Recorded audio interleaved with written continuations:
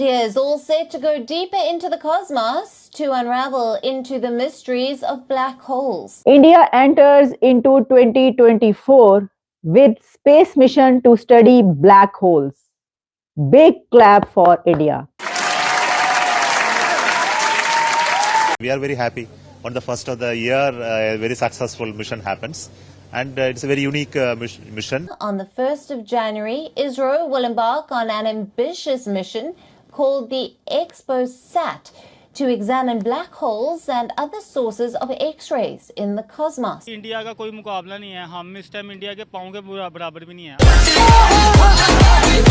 Hats off to Indian government, India का जो मुल्क है उसकी आवाम और उसकी साइंस और टेक्नोलॉजी की तरक्की. हैट्स ऑफ टू इंडिया के प्राइम मिनिस्टर नरेंद्र मोदी साहब के जो वो करके दिखा रहे हैं वो कोई और नहीं कर पा रहा. क्योंकि इंडिया टोटल डिजिटलाइज हो गया है. मोदी ने ये वादा किया था कि मैं पूरे कंट्री को पैसों के बगैर बाजार में घूमने दूंगा, और आज आप देख सकते हैं कि बाजार में जो भी बंदा घूमता है उसके पास पैसा कैश नहीं होता, कार्ड होता है. हमारी कंट्री इतनी ज्यादा अल्ट्रा लेवल पर डिजिटलाइज होने की कोशिश कर रही है, डिजिटल रेवोल्यूशन की तरफ आगे बढ़ रही है. इसकी वजह यह है कि India first country after NASA के जिसने ब्लैक होल को स्टडी करने के लिए अपना मिशन भेजा है. दुनिया को मानना पड़ेगा, खासकर हमारे पड़ोसियों को, कि हम लोग इस लेवल पर पहुंच चुके हैं कि बहुत सस्ते में और बहुत बढ़िया लेवल का काम करते हैं. इंडिया बहुत स्टेबिलिटी की तरफ जा रही है और हमसे हर सिर्फ स्पार्क में नहीं, हमसे टेक्नोलॉजी में, हेल्थ में,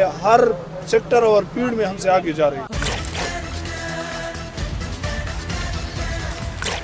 नमस्कार, जय हिंद दोस्तों. अमेरिका के बाद भारत इकलौता देश जिसने लॉन्च किया ब्लैक होल की स्टडी करने वाला सैटेलाइट. भारत ने अंतरिक्ष में अपनी दाग और मजबूत कर ली है. नए साल पर इसरो ने सबको सरप्राइज देते हुए एक्सपोसैट सैटेलाइट को लॉन्च किया है. यह सैटेलाइट ब्लैक होल की स्टडी करेगा. इस तरह का मिशन लॉन्च करने वाला भारत अमेरिका के बाद दूसरा देश बन गया है. तो दोस्तों, एक तरफ जहाँ सोमवार को देश के लोग पूजा अर्चना के साथ साल 2024 के पहले दिन की शुरुआत कर रहे थे, तो वहीं दूसरी तरफ भारतीय अंतरिक्ष अनुसंधान संगठन इसरो में भी लोग दुआ मांग रहे थे. हालांकि यह दुआ नए साल के लिए नहीं बल्कि इसरो की ओर से लिखी जा रहे नए इतिहास के लिए था, जो उसने 1 जनवरी को एक्सपोसैट सैटेलाइट मिशन के प्रक्षेपण के साथ पूरी की है. श्रीहरिकोटा से एक्सपोसैट मिशन के प्रक्षेपण के बाद इसरो के चीफ एस सोमनाथ ने इसकी लॉन्चिंग टीम के सदस्यों को संबोधित किया. उन्होंने मिशन के प्रक्षेपण की सराहना करते हुए कहा है कि नए साल की शुरुआत पीएसएलवी के एक रोमांचक और सफल मिशन के साथ हुई है और यह एक सफल मिशन होगा. भारत की इस ऐतिहासिक खोज के साथ ही पाकिस्तानी मीडिया भी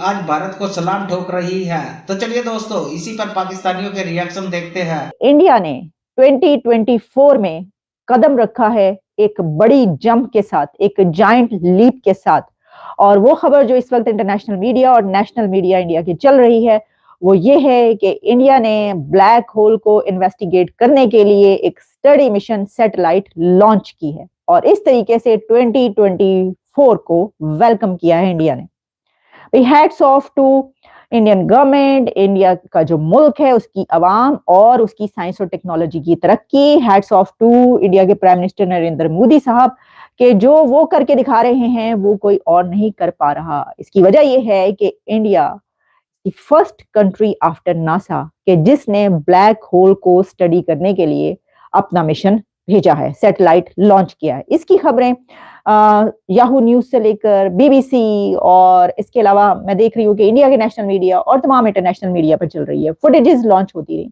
और इसके ऊपर इंडिया के प्राइम मिनिस्टर नरेंद्र मोदी साहब ने भी ट्वीट किया जिसमें उन्होंने इसरो को मुबारकबाद की, जिसमें उन्होंने कहा a great start to 2024 thanks to our scientists. This launch is wonderful news for the space sector and will enhance India's powers in this field. Best wishes to our scientists, ISRO and the entire space fraternity in taking India to unprecedented heights. ये बात तो बिल्कुल दुरुस्त है, 100% के unprecedented Heights हैं ये जहां पर इंडिया पहुंच चुका है. पाकिस्तान कहां पर है? पाकिस्तान के प्राइम मिनिस्टर काकड़ साहब आखिर क्यों 71 की जंग में ही अटक चुके हैं? क्या ऐसा हुआ कि वो आपको 71 ही नहीं भूला पा रहे? आप 71 ही नहीं भूल पा रहे, उन्होंने फिर 71 की 71 की वॉर की बात की और इसके अलावा और भी उन्होंने कुछ बातें इंडिया के हवाले से, पाकिस्तान के हवाले से की हैं, उसके ऊपर नजर दौड़ाएंगे। लेकिन पहले इस खबर पर जरा थोड़ी सी हम कुछ और रोशनी डाले लेते हैं। भाई इंडिया का कोई मुकाबला नहीं है, हम इस टाइम इंडिया के पाँव के बराबर भी नहीं है। आईटी इंडस्ट्री की बात की जाए तो इंडिया इस टाइम लीड कर रही है और हम इंडिया से कोसों दूर हैं।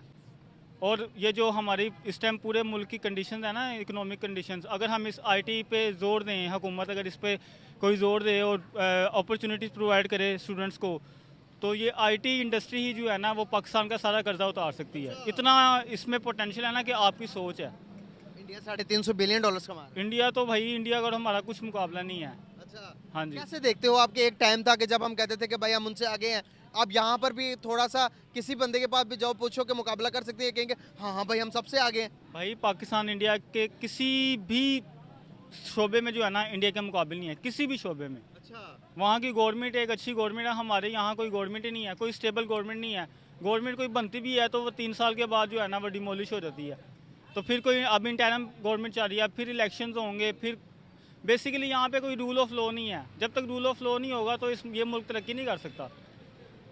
आप समझ सकते हैं, हमने जब अपनी डिग्री कंप्लीट की, हमारे पास 100 ख्वाब थे कि यार डिग्री कंप्लीट की है, अच्छी जॉब मिलेगी, ये होगा वो होगा। कितने पैसे लगाए डिग्री पे? कोई 30-35 लाख रुपए लग चुके हैं हमारी डिग्री पे। आपको पता है प्राइवेट यूनिवर्सिटी से डिग्री करें उनकी इतनी फीसिस हैं, और डिग्री करने के बाद जॉब लेने जाओ, भाई आप एक्सपीरियंस नहीं है, आप फ्रेश हैं, उनको पे कर देते हैं 15-20 हज़ार जो है ना इंटर्नशिप पे पे दे देते हैं और कहते हैं कि आए हमारे पास काम। 5 साल वो और पैसे अलग जाएगी और कहते हैं फ्रेश है। हाँ, तो जो अभी तक हमने एक्सपीरियंस किया ना, मैं तो अपने देखने वालों को यही कहूँगा कि भाई आप इंटर तक अपनी एजुकेशन कंप्लीट करें, उसके बाद आप कोई ना कोई स्किल सीखें। आईटी स्किल्स आपके हाथ में होनी चाहिए, आपको मास्टर होना चाहिए आईटी स्किल में। आप एक दफ़ा किसी के पास इंटर्नशिप करें 1-2 साल के लिए, आप उसके बाद इतने मास्टर्स हो जाएंगे कि आप घर बैठ के अपना काम करेंगे। देखिए, जैसे कि मैंने आपको बताया कि ये जो है लॉन्च किया गया, इसकी फुटेजेस चलती रही, इसरो के जो है वहां पर जो मीडिया, सोशल मीडिया है, वहां पर तमाम फुटेजेस, वीडियोस वायरल होती रही और उसमें हर जगह पर ये खबर चलती थी कि India launch space mission to study black holes. और सिर्फ यही नहीं, बल्कि एक और जो असल में बात है वो ये है कि ये इंडिया का एक बिगर प्लान जो है ये उसका हिस्सा है। ये जो लॉन्च किया गया ना, ये उनके एक बिगर प्लान का हिस्सा है। और वो बिगर प्लान क्या है कि India aims to send astronauts to the moon by 2040। 2047 तक गगनयान और जितने और बहुत सारे उनके मिशन हैं उसके पर वो बता चुके हैं।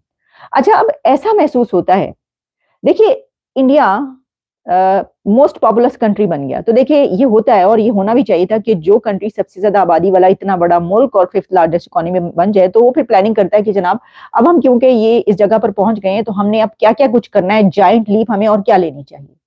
तो उसके फिर 5, 7, 10 साल के बाद आपको उसके नतीजे नजर आने चाहिए, रिजल्ट मिलना शुरू हो जाता है कि देखें अब।